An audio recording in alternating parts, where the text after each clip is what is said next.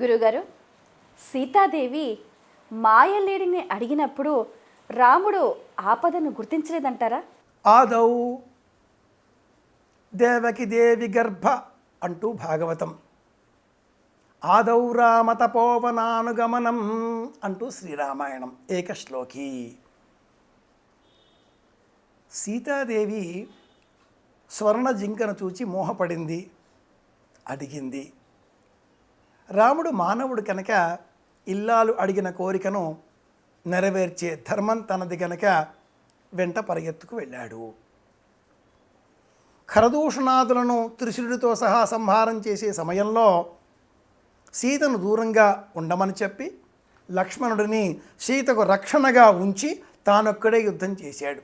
సీత రక్షణ బాధ్యత భౌతికంగా లక్ష్మణుడిది కాగా రాముడు రణకర్కశుడు కనుక యుద్ధం చేశాడు. అలాంటి రాముడికి ఆ వచ్చిన జింక మాయా జింక అని తెలియదా?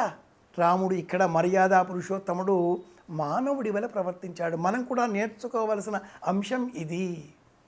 గ్రహస్థితులు ఈ సర్గకు ముందు సర్గలోనే ఆ సూర్య గోళం మండే అగ్నిగోళంలాగా ఉన్నది అంటూ రాముడే లక్ష్మణుడికి వివరిస్తాడు.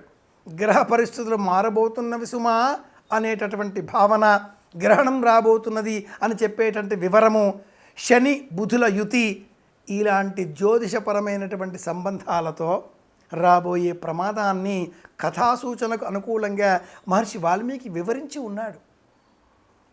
రాహువు శని యుతి ప్రమాదభరితం, శని బుధుల యుతి ప్రమాదభరితం. గ్రహణ సమయంలో రాహువు ఏ విధంగా సూర్యగ్రహాన్ని కబళించి వేస్తాడో ప్రమాదభరితం. ఈ సూచనలన్నీ కూడా శ్రీరామాయణంలో అయోధ్యకాండలో సీతాపహరణ సమయానికంటే ముందు సవివరంగా వర్ణింపబడి ఉన్నాయి కనుకనే రాముడు మానవుడి వలె వెళ్ళబోయే ముందు సీతతో ఇలాంటివి ఉంటాయి అని నీవు నమ్మినా నమ్మకపోయినా అడిగావు కాబట్టి నేను వెళుతున్నాను అంటాడు. సీత భద్రం అని కూడా చెబుతాడు.